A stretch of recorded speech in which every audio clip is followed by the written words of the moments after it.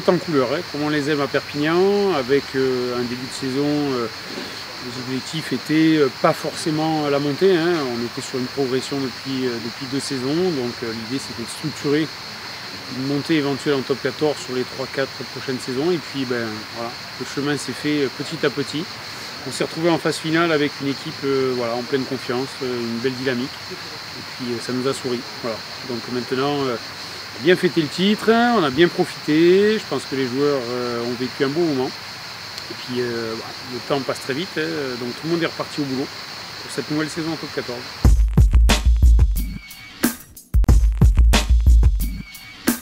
Cette question m'a souvent été posée, est-ce que c'est plus, est-ce que c'est moins que ce qu'on a connu en 2009, en 98, en 2004, on essaie toujours de comparer un peu les époques. Hein. Je pense que ce qui a été marquant sur cette finale, c'est voilà, l'impression de la belle dynamique dégagée par ce groupe, l'euphorie dégagée par ce groupe, une espèce d'impression d'invulnérabilité sur toute la partie des phases finales. Hein. Donc, voilà, ça a été un grand moment. Toulouse était une belle ville pour nous accueillir, une belle ville de rugby. Le temps était, comme souvent pour les phases finales, au rendez-vous. Un temps très catalan, hein, ciel bleu et gros soleil, très très grosse chaleur. Donc voilà, je crois que les gens, et quand je dis les gens, c'est le public, c'est les joueurs, c'est le staff, c'est l'ensemble de la stratosphère USAP, a vécu un très très bon moment. Voilà, donc je ne ferai pas de comparaison entre les différentes époques, mais de sûr, ça restera, ça et les jours qui s'en sont suivis de fête à Perpignan, ça restera un des beaux événements des 30 dernières années de l'USAP.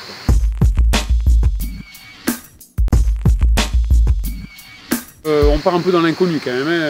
Comme vous l'avez dit, il y a 5 ans on est redescendu, en 5 ans c'est un laps de temps très très important pour les évolutions d'équipe, pour les évolutions des clubs, pour les joueurs. Alors, on s'aperçoit que le rugby, tous les ans, quand même évolue à vitesse grand V. Mais en même temps, voilà, c'est pas complètement une découverte pour nous, tant au niveau de l'équipe. Cette équipe a été bâtie sur les cendres de ce qui restait après la descente en Pro D2.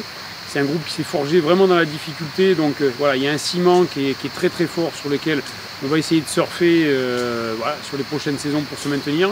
Et puis en amenant des touches et dans les joueurs et dans l'organisation autour de l'équipe, pour pouvoir rivaliser avec cette compétition ultra performante qui est devenue top 14.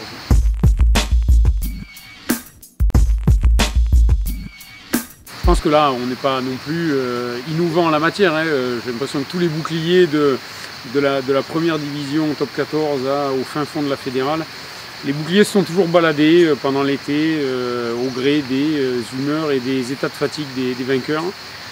Le bouclier, je ne vous dirai pas où il est à Perpignan, il était en très bon état, voilà, je ne vois pas du tout ce que vous voulez dire, il est en très très bon état, et de toute façon il sera rendu à la LNR en très bon état et en bonne et due forme.